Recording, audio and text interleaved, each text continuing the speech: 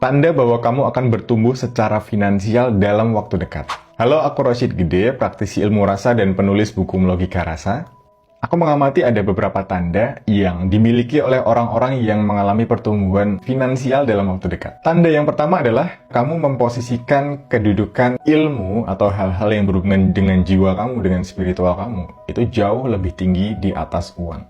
Dan di antara cirinya adalah kamu mulai tertarik dengan topik-topik pemberdayaan diri, topik-topik tentang spiritual, memperbaiki diri, memperbaiki jiwa, dan sebagainya. Gimana caranya biar nggak gampang dengki, biar nggak gampang marah, biar mudah memaafkan. Bukan cuma topik-topik soal mendapatkan uang. Karena ketika kamu mulai tertarik dengan topik-topik tersebut, maka akan terjadi perubahan di level kesadaran kamu. Dan yang namanya finansial itu sangat terkait dengan kondisi kesadaran seseorang. Dan ini aku udah tulis di bukuku, Logika Rasa.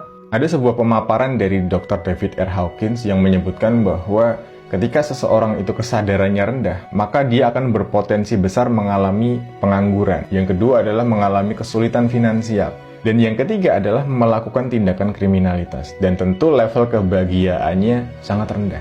Tapi sebaliknya, ketika seseorang kesadarannya bagus, kesadarannya tinggi, mereka jauh dari kemungkinan mengalami pengangguran. Jauh dari kemungkinan mengalami kesulitan finansial. Jauh dari kemungkinan melakukan tindakan kriminalitas. Dan tentunya level kebahagiaannya sangat tinggi.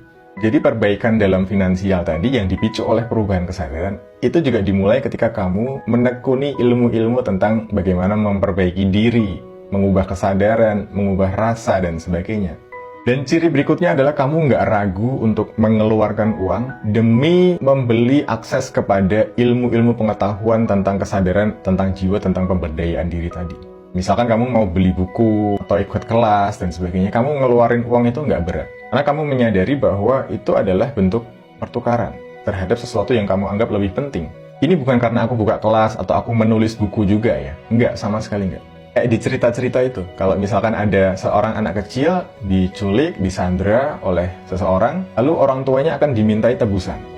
Dan orang tuanya mau menebus itu, menyiapkan sejumlah uang yang besar untuk menebus anaknya. Kenapa? Karena anaknya ini dianggap lebih penting daripada uangnya. Dan begitu juga ketika kamu menganggap sebuah ilmu, sebuah buku, itu lebih berharga daripada uang kamu. Maka kamu juga akan rela menukarkan buku atau ilmu tersebut dengan uang kamu. Boleh percaya, boleh enggak, tapi itu yang dilakukan banyak orang termasuk aku sendiri. Nah, tanda berikutnya apa? Kita lanjut di part 2 ya.